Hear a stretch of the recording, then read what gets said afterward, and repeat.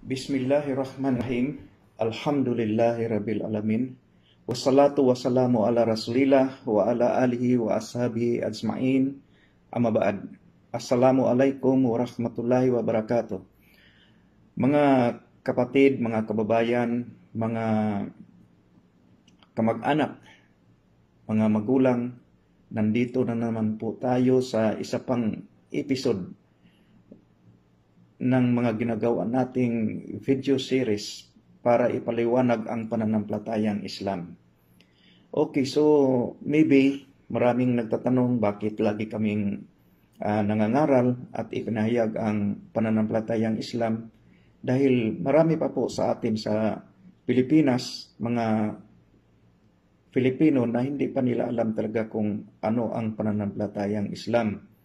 So, kung hindi namin iparating sa inyo ang tamang pananampalatayang ito ay maaaring sa kabilang buhay ay masisisi na ninyo kami kung bakit hindi namin ipinahayag ang magandang balita na ipinarating sa atin sa mga propeta.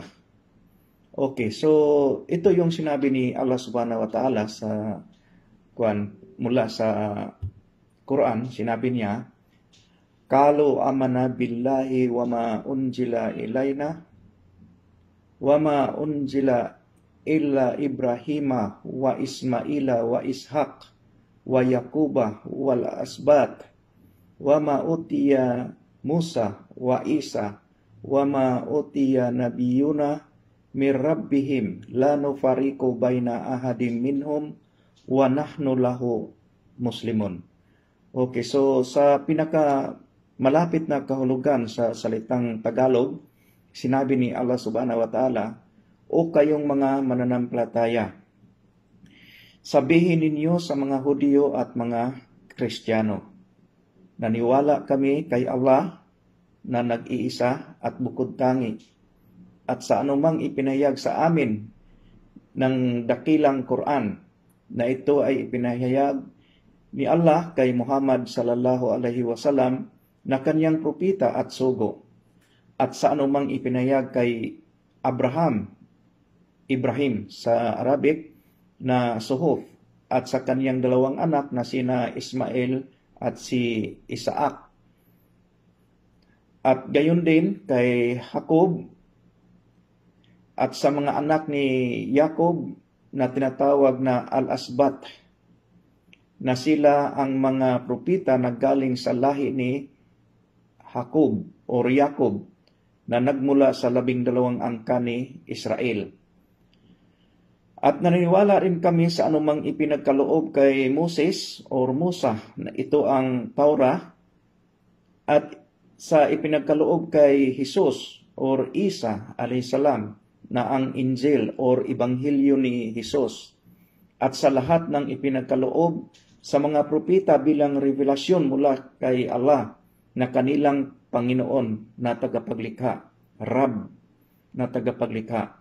Wala kaming ginawang pagtatangi hinggil sa paniniwala sa sinuman sa kanila, at kami ay mga Muslim.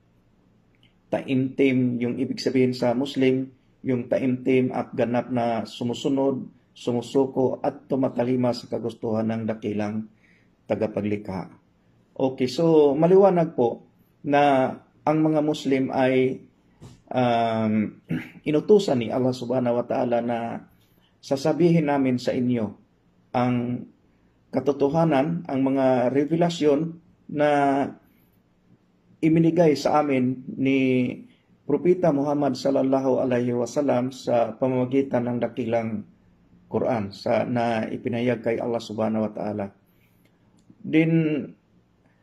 Dito, ang video series ko ay nakatuon sa katauhan ni Isa alayhisalam kasi ito yung pinakasentro ng pananampalatayang Christianity, dahil doon po ako galing na ang pagkamatay, pagkapako sa cross ni Jesus, ang kanyang dugo ay pangtubos ng kasalanan sa mga tao. So, sino po ba si Jesus? Diyos o propeta? Noong nakaraang live video na ginawa ko, ay ibinahagi namin na si Jesus ay isang propeta. At ito yung pagpapatuloy na episode upang patunayan talaga namin na siya ay propeta maging sa babasahin ninyo sa Biblia. Pero bago pa sa Biblia, nais kong ipaalam sa inyo na sa Quran ay sinabi mismo ni Jesus na siya ay isang propeta. At ito yung kanyang sinabi. Noong si Virgin Mary ay nangyari ito yung unang sinabi o unang miracle na ginawa ni Jesus na siya ay nagsasalita noong maliit na bata, yung nasa duyan pa siya o nasa kandungan ng kaniyang ina.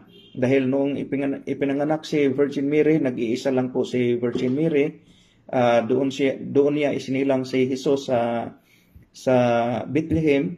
Then after na isinilang niya si Jesus, pinapauwi siya ni Angel Gabriel sa Jerusalem para doon siya maninirahan. At si Virgin Mary, tumalima siya dahil sa nangyari sa kanya na nanganak siya na walang ama.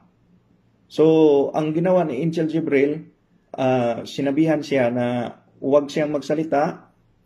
At kung magtatanong sila, ituro lang ang bata. So nung umuwi si Virgin Mary, sinalubong siya ng kaniyang mga kamag-anak at yun nga ay inakusahan siyang masamang babae dahil nanganak siya na walang asawa. At tinuro niya ang bata at sinabi nung bata na si Jesus, sinabi niya, sanggol pa yun yung kasisilang pa lang, sabi niya,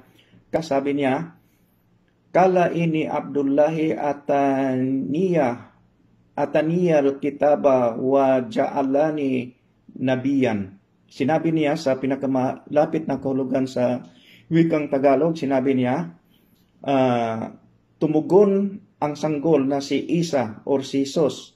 Sinabi niya na nasa kuna pa lamang siya, yung nasa kandungan pa ng kanang ina. Sinabi niya, katiyakan ako ay alipin ng Allah. So yung alipin ni Allah sa Arabic, Abdullahi.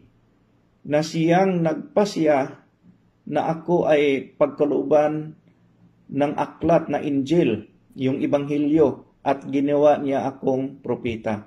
Okay, so maliwanag na si Jesus mismo noong maliit pa siyang bata, sinabi niya na siya ay alipin ni Allah at pinagkalooban siya ng aklat, yung Injil, yung binanggit kanina, at ginawa siyang propeta. So, maliwanag sa Quran na siya ay propeta at lahat ng mga Muslim, iisa lang ang paniniwala kay Isa alayhis salam na siya ay propeta. Okay, so para hindi po kayo mag-alinlangan mga kapatid, ibibigay ko sa inyo ang bersikulo na mabasa natin sa Biblia. Unahin natin sa Mateo 15:24.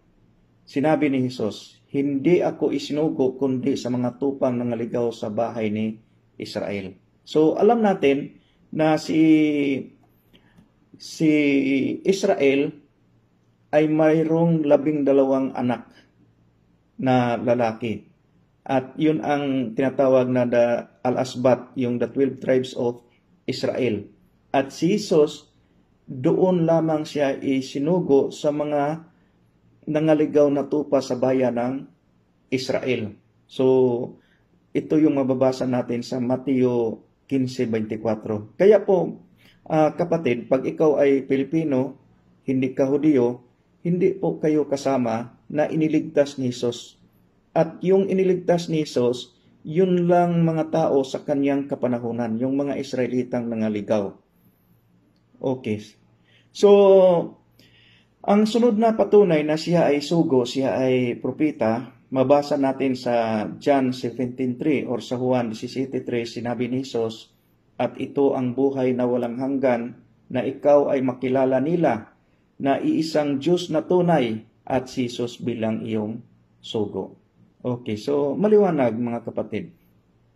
Ang masaklap lang kasi, ang mga kapatid nating mga pastor na ayaw talagang buksan ang kanilang mga mata at makinig ng mabuti at makipagkwentuhan ng maayos patungkol sa sinabi ni Jesus, doon sila naniniwala sa mga bersikulo na hindi maliwanag ang pagkakasabi. Hindi maliwanag. Ito, direct to the point na sinabi at ito ay hindi paniniwalaan.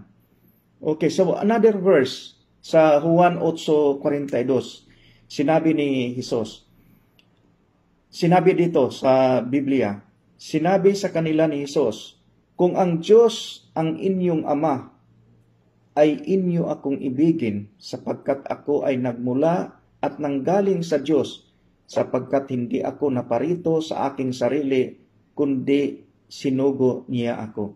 So, maliwanag po mga kapatid. Iisipin natin, iba ang nagsugo, yung nasa taas, ang dakilang tagapaglikha, at iba rin yung sinugo papunta dito sa lupa. So, ang nagsugo at ang sinugo ay magkaiba po talaga. Kaya, huwag na nating pahirapan ang ating sarili. Dahil si Jesus na mismo sa inyong aklat na nagsabi na siya ay sugo, siya ay propeta. So, mababasa pa rin natin sa mga gawa. Sa mga gawa 3:13, sinabi dito, "Ang Diyos ni Abraham at Diyos ni Isaac at Jacob at ang Diyos ng ating mga magulang ay niluwalhati ang kanyang lingkod na si Jesus." Okay, so dito, ginagawa pa rin, sinasabi pa rin na niluwalhati ang Diyos ni Abraham, ang Diyos ni Isaac at Diyos ni Jacob, at ang Diyos ng ating mga magulang ay niluwalhati ang kanyang lingkod na si Jesus. Sino ang Diyos ni Abraham? Si Allah. Sino ang Diyos ni Isaac? Si Allah. Sino ang Diyos ni Jacob? Si Allah. Sino ang Diyos ng ating mga magulang, lalo na sa mga Pilipino, noong hindi pa dumating ang mga Kastila? Si Allah. Na-Christianize lang ang mga karamihan sa mga Pilipino nang natalo sa digmaan ang mga Filipino. Okay, so mabasa pa rin natin sa mga gawa 4:27, sinabi dito, "Sapagkat sa katotohanan sa bayan itong laban sa inyong banal na lingkod na si Jesus, na siya mong pinahiran." Okay, so dito maliwanag na sinabi dito na si Jesus ay pinahiran. Sa yung Mesiya kasi mga kapatid, Almasi, ibig sabihin nun pinahiran, Mesiyas. Sa Mateo 12:18, sinabi dito, "Narito ang lingkod ko na aking hiniram." So, walang ibang lingkod na sinabi ang dakilang tagapaglikha sa panahon ni Isa alayhisalam or ni Jesus, kung hindi ang dakilang propeta na si Jesus. So, mga kapatid, maliwanag po. Kaya, ikaw kapatid, kung nakinig po kayo at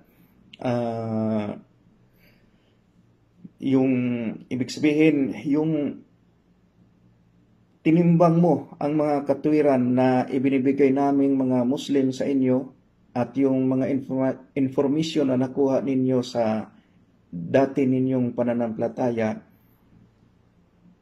kung matimbang ninyo na ang katotohanan ay nasa panig ng Islam, inanyayahan namin kayo na yumakap sa pananampalatayang Islam.